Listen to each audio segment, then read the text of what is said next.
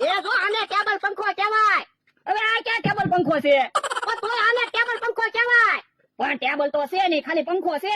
એ table ઉપર મૂકવાનો પંખો હોય ને એને ટેબલ પંખો કહેવાય. તો આ પંખાને શું કહેવાય? એને સતનો પંખો કહેવાય. ઠીક. હવે વાતું નથી કરવી. લાઈટ ના છેડા દે અને પંખો ચાલુ કર. પણ લાઈટ નથી, લાઈટ તો વહી ગઈ. આ તોય દોરડું તો ઓયડીમાં હાથ કોક નીકળ્યું હોય તો કોક ને એમ તો થાય ઓયડી પંખે જ બેઠા હોય. આ ઈ હાસુ કેહા કાકા આમ તો કોક નીકળ્યા હોય તો ઈવડાને બળતરા થાય. તો હું શાક શાનું બનાવ્યું? તે શાક હજી નથી બનાવ્યું, ખાલી રોટલા જ બનાવ્યા, કાંઈ બકાલું જ નથી.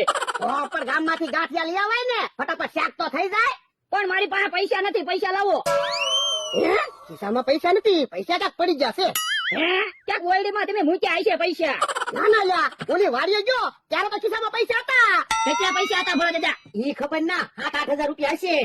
હે, તો ક્યાંક પૈસા પાડ્યા લાગે. આ ઈ હાસું તારું? તો તમે ઓલી વાડીએ ગયા ત્યારે કયા રસ્તે થઈને આવ્યા હતા? એ ગયો તાર આમ કેહાની વાડીએ થઈને ગયો તો આવ્યો તાર અમથાની વાડીએ થઈને આવ્યો. તો તમે એક કામ કરો, અંથાની વાડી બાજુ જોઈ આવો અને હું કેહા કાકાની વાડી બાજુ જોઈ આવું. પૈસા પડ્યા હોય તો જડી જાય ને. એ હારું હબજા. ક્યાં પૈસા પડ્યા છે? હે, આયા પૈસા પડ્યા. સારું થયું, પૈસા જડી તો ગયા. ગણી દો કેટલા પૈસા છે. ભોળા દાદા તો એમ કહેતા હતા 8,000 રૂપિયા છે, પણ આ તો 9,000 રૂપિયા છે. 500 રૂપિયા લઈ લો, ભોળા દાદા ને ખબર નહીં પડે. હે લે મને 500 રૂપિયા આપતો. તમને હું કામ 500 રૂપિયા આપું? તો હું ભોળાને કહી દઈશ તારા પૈસામાંથી 500 રૂપિયા લઈ લીધા. એ ના રે ના, તોય હું પૈસા નથી દેવાનો હો. આજ નકરો માર ખવડાવીશ. એ હારું હલ્યો. લઈ મને 500 રૂપિયા દે. તમને હું કામ પૈસા આપું? તે 500 રૂપિયા લીધા નકર હું ભોળાને કહી દઈશ. એ હારું હલ્યો. હજી 500 રૂપિયા આપ. આમાં બેન 1000 રૂપિયા થઈ જાય ને. ના રે ના, હવે હું પૈસા નથી આપવાનો હો. આજ 500 રૂપિયા નકર હું ભોળાને કહી દઈશ માર ખવડાવીશ. એ હારું, લાવો 500 પાછા 1000 આપો. એ હવે મારે પૈસા નથી જોતા ને તમને પૈસા નથી આપવા. બધા પૈસા ભોળા દાદાને આપી દો. હે બાપા 500 રૂપિયા આપતો તો તે નો લીધા 1000 રૂપિયા લેવા. હા તો એને માં તો ખવડાવશે. 500 રૂપિયા પાછો લઈ ગયો. એ હારું હાલ. અમથાની વાડી હુંધી જોઈ આવ્યો, ક્યાંય પૈસા જડ્યા નહીં. ક્યાં પૈસા પડી ગયા છે? હે મારો માણા આવ્યો. એલા પૈસા જડ્યા? કાંઈ પૈસા જડ્યા નહીં. તો કોને પૈસા જડી ગયા છે? એ મને પૈસા જડ્યા. સારું કર્યું લે, તને પૈસા જડી ગયા. તમે તો કહેતા હતા ને 7-8 હજાર રૂપિયા છે, 9,000 રૂપિયા છે. સારું કર્યું, પૈસા તો જડી ગયા. ભોળા, તને કઈ ખબર છે? શું? તારા પૈસા પડી ગયા હતા? હા એમાંથી તારા માણસે 500 રૂપિયા લઈ લીધા. હે એલા તે 500 રૂપિયા લઈ લીધા?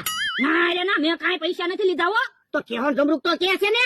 એ તો ઈવડા અને 2,000 રૂપિયા જોતા હતા. મેં નો આપ્યા ને તે કે ઈ. હે બાપા ખોટું બોલો. હાલ હમણાં તો વાંધો નહીં, હવે હાલ જા મારી વાડીએથી, તને ખબર પડે. તો બોલો અહીંયા કેવા આવ્યા? મેં પૈસા ના લીધા તોય. એલા તે હાસુ પૈસા નથી લીધા ને? ખાસું જ કહું ને, મેં કઈ પૈસા ના લીધા. આ તો તારા ખિસ્સા જોવા દેતો. આ તો ખિસ્સા જોઈ લો. મારે પૈસા જોતા હોય તો હું એમના 1,000 રૂપિયા નો લઈ લઉં. તમે તો મને 7-8 હજાર જ કીધા હતા. આ ઈ હાસુ તારું. અલે હાસુ બોલવાના, હું તને 500 રૂપિયા ઇનામ આપું.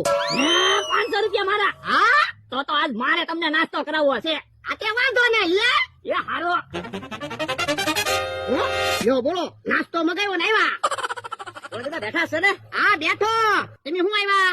તમને કઈ ખબર છે કે નહીં? તમ કાકા બેરા થઈ ગયા. યો બોલો, તમ બેરો થઈ ગયો તો ભારે થાય. મેં એને 10,000 ઉછીને આપેલા છે. હવે સાંભળશો તો નહીં, મારે પૈસા કેમ પાછા માંગવા? તો પણ તમે તમ કાકાને કાગળમાં લખીને આપી દેજો. તમ કાકાને ભોળા દાદા પાસેથી 10,000 રૂપિયા લેવાના છે. તમે તો ઊંધું બોલ્યા. કોઈ વાંધો નહીં, આપણે તમ કાકાના છોકરાને કહી દેવું તમારા પૈસા લેવાના છે. હા